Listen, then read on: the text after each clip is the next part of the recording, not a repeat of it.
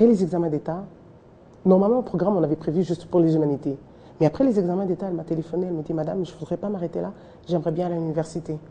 Je lui ai dit, écoute, le programme, il n'était pas prévu pour l'université, mais de toutes les façons, laisse-moi essayer de faire quelque chose. Je suis allée contacter l'école.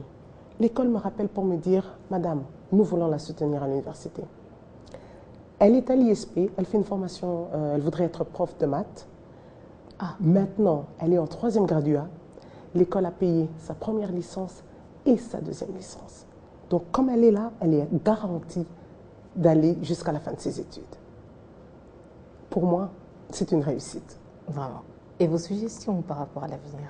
Mes suggestions, c'est que j'aimerais vraiment voir plus de Congolais ou plus de Congolaises, je dirais, plus de jeunes filles venir en profiter du programme de bourse qu'on donne.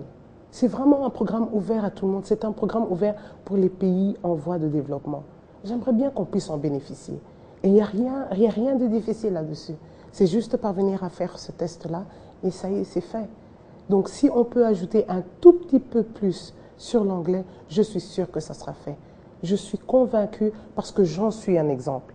J'ai étudié ici, j'ai commencé l'ISP ici, j'ai terminé mes études aux États-Unis, je suis vice-directeur d'une école, nous avons 1200 enfants. Donc pour moi, c'est possible.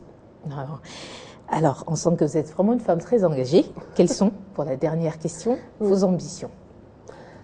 Mes ambitions. Ou est-ce que votre rêve a déjà été réalisé? Non. Pas totalement, parce que j'attends juste l'internat. Dès que l'internat est fait, parce que pour moi, Mbuji-Mayi c'est un peu un pilote. Dès que l'internat est fait, je peux me retourner et dire, ça y est, je suis prête maintenant pour le faire dans le reste de la République. Parce que je n'ai pas prévu de m'arrêter seulement là-bas. J'ai commencé là-bas parce que j'ai grandi là-bas. J'avais une idée de ce que c'était. Je sais que les problèmes sont les mêmes dans les autres régions, mais c'était plus facile pour moi de commencer de l'autre côté. Si je parviens à ouvrir l'internat, je serai prête à aller ailleurs aussi. De toute façon, la charité bien ordonnée commence par ça. Vous l'avez dit. Alors, on vous propose un poste ici, en RDC. Oui. Vous feriez lequel? Vous savez, un poste ici en RDC, j'ai un poste aux États-Unis. Je ne pense pas que je viens en RDC pour un poste. Je viens en RDC pour l'éducation des filles. Tant que je parviens à amener ma pierre, parce que ce que je fais, c'est que je redonne à la RDC ce que la RDC m'a donné. Cette éducation, je l'ai eue en RDC. Tant que je peux parvenir à remettre à la RDC ce que j'ai reçu, c'est avec plaisir. Je voudrais vraiment, vraiment aider la jeune fille à progresser. À devenir cadre. À devenir cadre, correct.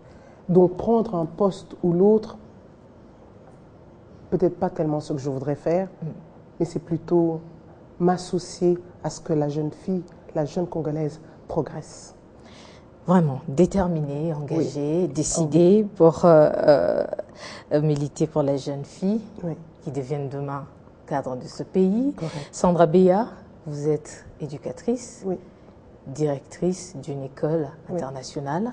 Ce fut un réel plaisir de vous avoir sur ce plateau. Merci. Et il ne reste plus qu'à vous remercier. Merci beaucoup.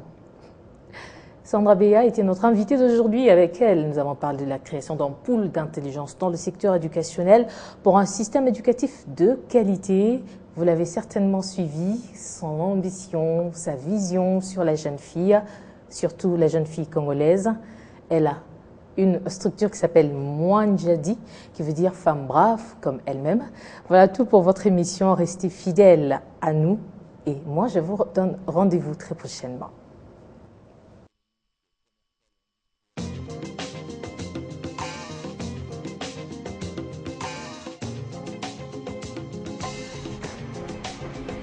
Action Femme.